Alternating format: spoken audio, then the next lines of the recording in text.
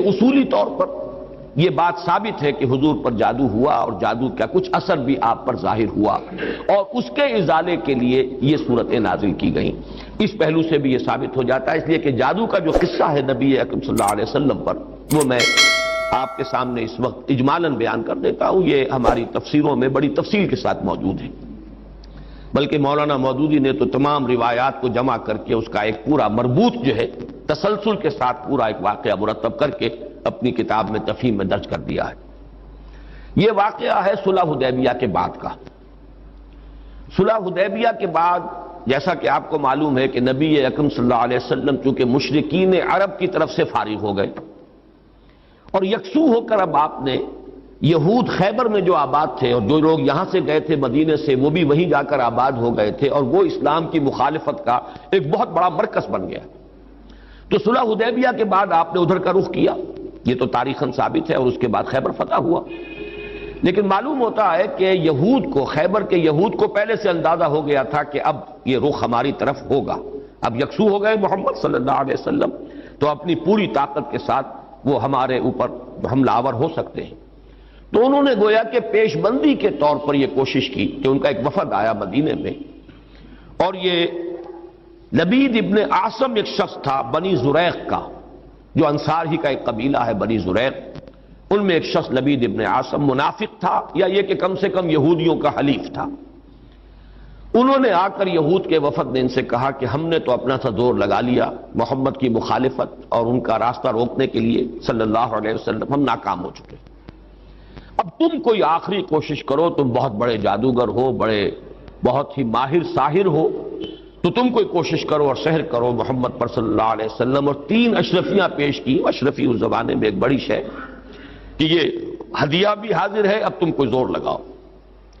اس نے پھر خدمات حاصل کی ایک یہودی لڑکے کی جو حضور کے ہاں اس وقت بطور خادم کام کرتا تھا۔ اس نے کہیں سے حضور کی کنگھی کے 2-3 دندانے جو ہیں وہ توڑے، اور اس میں آپ کے منہ مبارک بھی تھے، جیسے کنگھی کے اندر آپ کو معلوم ہے بال جو ہیں وہ کہیں اڑ جایا کرتے ہیں آخر میں، تو وہ لے کر اس کے پاس گیا، اس پر اس نے جادو کیا۔ اس کا میں بعد میں عرض کروں گا کہ یہ جادو کا یہ معاملہ جو ہے اس حوالے سے کہ یہ کیا ضرورت ہے کہ بال ہوں اور اس کے حوالے سے جادو کیا جائے، اس کی بھی آج کے اعتبار سے بعض حضرات شاید سمجھتے ہوں کہ یہ بالکل بے تکی باتیں ہیں، لیکن اب جہاں تک سائنس پہنچ چکی ہے ان تمام باتوں کی توجیہ اب بالکل سمجھ میں آنے والی ہے، اس لیے کہ یہ کسی شخص کا، اس کے جسم کا ایک حصہ، بال بھی انسان کے جسم میں سے اگ رہے ہیں، اس میں بھی جو سیلز ہیں ان میں جینز ہیں، اور ہر شخص کے کچھ جینز ہیں جس کے حوالے سے اس کی شخصیت تشخص ہے، اس کی انفرادیت ہے، وہ جینز کے حوالے سے ان کے واسطے سے اس شخص کے ساتھ ربط قائم کرنا، جو بھی قوتیں ہیں، یا وہ جنات کے ذریعے سے، ارواح خبیثہ جنہیں ہم کہیں گے ان کے ذریعے سے، یا کوئی اور شکلیں ہو سکتی ہیں، ریڈیشن مختلف قسم کے، آج تو سائنس جو ہے جہاں تک پہنچ چکی ہے وہ ریڈیشنز کی کتنی قسمیں ہیں اور کہاں کہاں سے وہ ریڈیشنز پہنچتی ہیں اور کیسے کیسے اثر انداز ہوتی ہیں، یہاں تک کہ بالکل ابتدائی دور جو ہے عہد اول جسے بگ بینگ کہا جاتا ہے آج کل، اس وقت کی ریڈیشنز بھی آج تک آپ خلا کے اندر جو ہے وہ تلاش کرتے ہیں اور وہ مل جاتی ہیں۔ اس پہلو سے ان چیزوں کے ذریعے سے، لیکن یہ کہ شخص معین تک اس بات کو پہنچانے کے لیے غالباً اس کے وجود کا کوئی حصہ، اور ظاہر بات ہے کہ ہر شخص کے بال اس کے وجود کا ایک جز ہے، اسی میں سے وہ برآمد ہوئے۔ بہرحال اس پر وہ جادو کیا گیا، اور وہ کوئی تانت یا کوئی شے تھی جس میں گرہیں لگائی گئیں، 11 گرہیں اس میں تھیں، پتلا سا بنایا گیا اور پتلے میں پھر وہ سوئیاں چبوئی گئیں، اور پھر ایک کنویں میں زروان یا زو اروان یا زی اروان اس کنویں کا نام تھا، وہاں جا کر کسی پتھر کے نیچے، اس کے تہ میں پتھر کے نیچے وہ دبا دیا گیا، اس کے اثرات حضور پر ظاہر۔ یہ ہے وہ کہ واقعہ، اور اس کے بعد اس میں فرق تفصیل سے کہ کتنا عرصہ ہوا، کیا کیا اثرات ظاہر ہوئے۔ ایک بات جو ہے تیقن کے ساتھ ثابت ہے کہ حضور کی کچھ کیفیت ایسی ہو گئی تھی جیسے جسم کچھ جکڑا سا گیا ہو، بند سا گیا ہو، ایک نشاط کی کیفیت ہوتی ہے، طبیعت کھلی ہوئی، اور ایک جیسے کہ طبیعت کے اندر کچھ بندش سی ہے، اور کچھ ایسی کیفیت کہ کوئی کام آپ نے نہیں کیا ہوتا تھا لیکن آپ نے سمجھ لیا کہ میں یہ کام کر چکا ہوں، اس طرح کا کچھ نسیان کی کیفیت بھی آپ پر کچھ عرصے کے لیے طاری رہی۔ اس حیثیت میں، اس حالت میں آپ نے کسی سے تذکرہ تو نہیں کیا، اور نہ ہی اس کا کوئی چرچا ہوا، لیکن آپ جیسے کوئی اندر ہی اندر سے گھلتے سے جا رہے تھے اس جادو کے زیر اثر۔ اس کے بعد ایک رات ایسا ہوا، اب یہ حضور نے خواب میں دیکھا، یا جسے مابین النوم والیقظہ کہا جائے گا، خواب اور بیداری کی درمیانی کیفیت، نیند اور بیداری کے درمیان کا معاملہ۔ اس میں آپ نے یہ دیکھا کہ دو انسان آئے، دو فرشتے انسانی شکل میں، ایک آپ کے سرانے بیٹھ گیا، ایک پائیں بیٹھ گیا، اور ان کا مکالمہ ہوا۔ اس مکالمے کے ذریعے سے گویا کہ اللہ تعالیٰ نے حضور پر یہ ساری حقیقت بیان کر دی۔ انہیں کیا ہوا ہے، یہ بیمار ہیں، بیماری کیا ہے، ان پر جادو کیا گیا ہے، جادو کس نے کیا ہے، نبی عاصم نے کیا، کس شے میں کیا ہے، وہ ساری تفصیل، کہاں ہے وہ، وہاں دبا ہوا ہے۔ یہ حضور صلی اللہ علیہ وسلم کو جب یہ چیز بتا دی گئی تو اگلے دن پھر آپ نے صبح حضرت عائشہ سے بھی بتایا کہ یہ واقعہ اس طرح مجھے ہوا، اور میری جو تکلیف تھی اس کا مجھے اللہ تعالیٰ کی طرف سے علاج بتا دیا گیا۔ پھر آپ حضرت علی رضی اللہ تعالیٰ عنہ کو اور غالباً حضرت طلحہ کو، ان کو آپ نے بھیجا، کچھ اور لوگ بھی ساتھ ہو گئے، بنو زریق کے بھی کچھ لوگ ساتھ ہوئے، اور جا کر اس کنویں میں سے پھر وہ چھین نکال لی گئی، اور حضور صلی اللہ علیہ وسلم بھی وہیں پر پہنچ گئے۔ پھر یہی 11 آیات، 11 گرہیں تھی جو اس میں لگی ہوئی تھی، اور آپ نے ہر گرہ پر ایک ایک آیت پڑھ کر ایک گرہ کو کھولا ہے، اور آپ کی طبیعت ایسے ہو گئی جیسے کہ وہ جو بندش سی ہو گئی تھی، جیسے کچھ جکڑ بند ہو اور اس کے بعد ایک دم جو ہے کھل جائے، کیفیت جو ہے اس سے نجات مل جائے، نشاط کی طبیعت کیفیت پیدا ہو جائے، یہ ہو گیا۔ یہ واقعہ ہے کہ جو حضرت عائشہ رضی اللہ تعالی عنہا سے، حضرت زید ابن ارقم سے رضی اللہ تعالی عنہ، حضرت عبداللہ ابن عباس سے رضی اللہ تعالی عنہما، اجمال کے ساتھ، اختصار کے ساتھ تو صحیح بخاری، صحیح مسلم اور مسند احمد اور تمام کتابیں جو ہیں ان کے اندر یہ واقعہ موجود ہے۔ البتہ یہ کہ صحیحین میں جو روایت ہے وہ بہت اجمالی ہے، جبکہ یہ تفاصیل جو ہیں زیادہ، اور جنہیں زیادہ ان تفاصیل کی سے شوق ہو اور کوئی دلچسپی ہو تو وہ مولانا مودودی صاحب کی تفہیم میں دیکھ لیں، اس میں یہ کہ زیادہ تفاصیل ہے، لیکن یہ تفاصیل صحیحین کی روایت میں نہیں، اس میں اصولاً بات ثابت ہے کہ حضور پر سحر ہوا اور سحر کے یہ اثرات ہوئے، اور اس کے بعد اس طریقے سے وہ سحر جو ہے اس کے اثرات ظاہر کیے گئے۔ ایک تواتر کے ساتھ جو ہمیں روایت ملتی ہے کہ یہ حضور صلی اللہ علیہ وسلم پر جب سحر ہوا ہے اس وقت یہ صورت نازل ہوئی، اور حضرت جبرائیل علیہ السلام نے یہ تلقین فرمائی کہ ان آیات کے ذریعے سے آپ اس سحر کے اثر کو زائل کریں، چونکہ ان میں ایک آیت موجود بھی ہے وَمِن شَرِّ النَّفَّاثَاتِ فِي الْعُقَدِ، تو اس کے حوالے سے اس میں ایک ربط بھی قائم ہوتا ہے، وَمِن شَرِّ النَّفَّاثَاتِ فِي الْعُقَدِ، اور پھونک مارنے والیوں کی شر سے کہ جو گرہوں پر، عقدوں پر پھونک مارتی ہیں۔ یہ ہے وہ جادو اور ٹونے کا معاملہ، جادو ٹونا ٹوٹکا۔ اس میں نفاسات کیوں آیا؟ جادوگر تو مرد بھی ہوتے ہیں، عورتیں بھی ہوتی ہیں، اس کے بارے میں مختلف تعبیرات کی گئی ہیں، کیونکہ ان کے نفوس کی یہ شرارت ہے، لہذا نفس کی طرف نسبت دیتے ہوئے اسے مؤنث بنایا گیا، یا چونکہ ان کی جماعتیں ہیں، ان کے گروہ ہیں، لہذا ایک جماعت کے لیے لفظ مؤنث کہا جاتا ہے عربی زبان میں، تو شاید اس کے اعتبار سے نفاسات کہا گیا۔ ایک رائے یہ بھی ہے کہ عاصم ابن لبید کی بہنیں اور بیٹیاں خاص طور پر ماہر تھیں،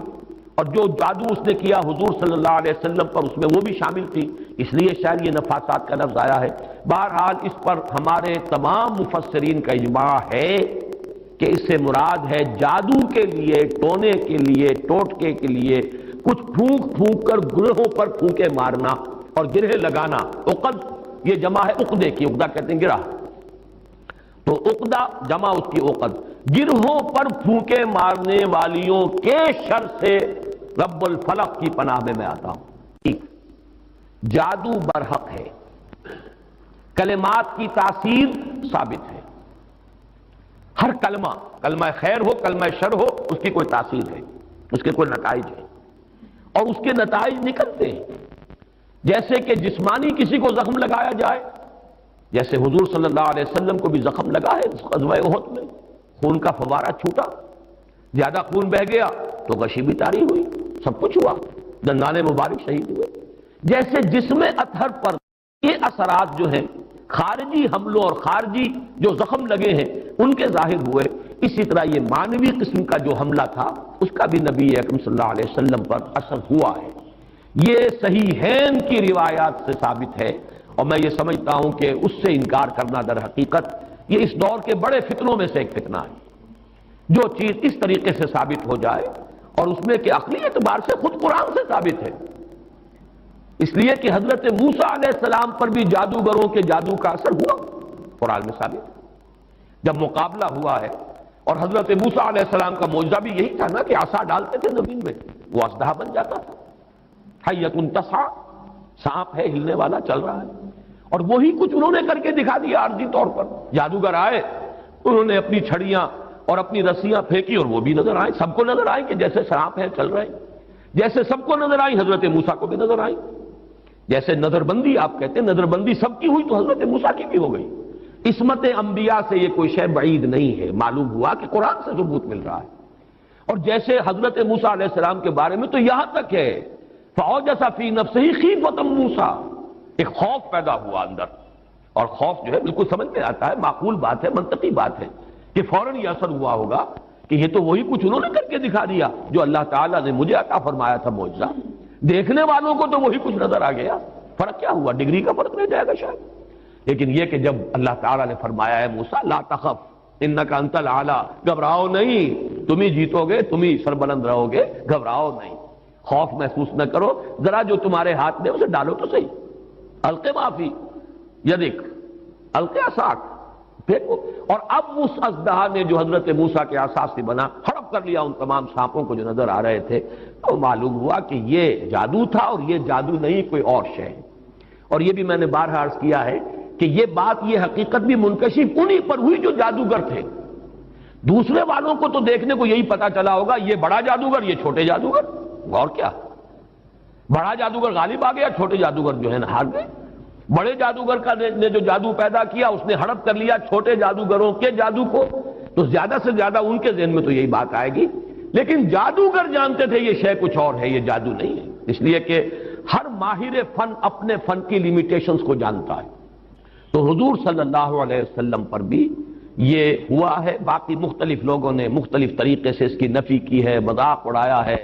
اس پر یہ کہہ دیا کہ اس سے تو پھر نبی کی عصمت جو ہے وہ ختم ہو گئی. لوگ جو کہتے تھے کہ یہ جادوگر ہیں، گویا کہ ان روایات اور ان احادیث کو ہم قبول کر لیں تو جادو کا اثر ہو جانا ثابت ہو گیا.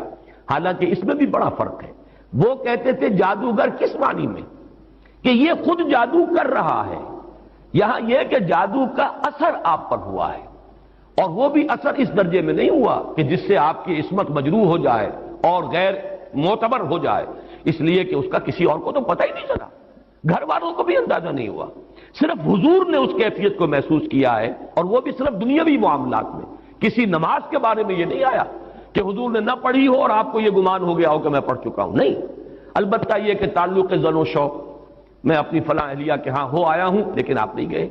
اس طرح کا کچھ معاملہ. انسانی معاملات، خالص بشری تقاضوں کے ضمن میں، بشری معمولات کے ضمن میں تو یہ اثر ہوا ہے کہ آپ نے کوئی کام نہیں کیا لیکن خیال یہ کیا کہ کر لیا ہے. باقی یہ